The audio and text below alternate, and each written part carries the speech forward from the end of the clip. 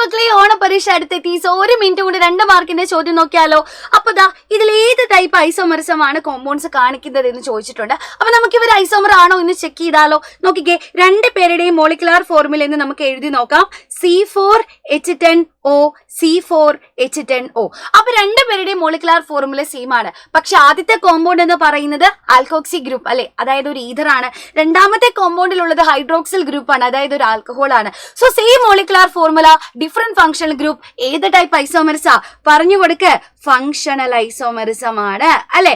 Functional isomerism ആണ് ഇവർ കാണിക്കുന്നത്. ഇനി ഒന്നാമത്തെ കോമ്പൗണ്ടിന്റെ മെറ്റാമർ എഴുതാനാണ്. സോ മെറ്റാമറിനെ എഴുതാൻ പറയുമ്പോൾ നിങ്ങൾ ഓർക്കുക, അതായത് ബൈവാലന്റ് ഫങ്ഷണൽ ഗ്രൂപ്പ് എന്ന് പറഞ്ഞാൽ ഒരേ സമയം 2 ബോണ്ട് ഉണ്ടാക്കാൻ പറ്റുന്ന ഫങ്ഷണൽ ഗ്രൂപ്പ് ആണ് മെറ്റാമറിസം കാണിക്കുന്നത്. ഈ ഫങ്ഷണൽ ഗ്രൂപ്പിന്റെ 2 സൈഡിലുമുള്ള ആൽക്കൈൽ ഗ്രൂപ്പ്സിന്റെ എണ്ണത്തിൽ വ്യത്യാസം വരുന്നു. ഇവിടെ നോക്കിക്കേ, ഓക്സിജന്റെ 2 സൈഡിലുമുള്ളത് 2 ആൽക്കൈൽ ഗ്രൂപ്പ്സ് വീതമാണ്. സോ ഐസോമർ എഴുതുന്ന സമയത്ത് കാർബൺ ആറ്റത്തിന്റെ എണ്ണത്തിൽ നമ്മൾ വ്യത്യാസം വരുത്താൻ പറ്റില്ല, ടോട്ടൽ കാർബൺ ആറ്റത്തിന്റെ എണ്ണത്തിൽ.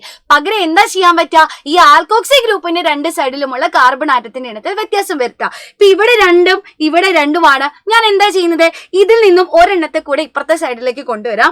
So CH3O CH2 CH2 CH3. ഇവിടെ എന്റെ കുഞ്ഞുങ്ങൾ നോക്കിക്കേ, ടോട്ടൽ കാർബൺ ആറ്റത്തെ എണ്ണത്തിൽ ഒരു മാറ്റവും വരുന്നില്ല.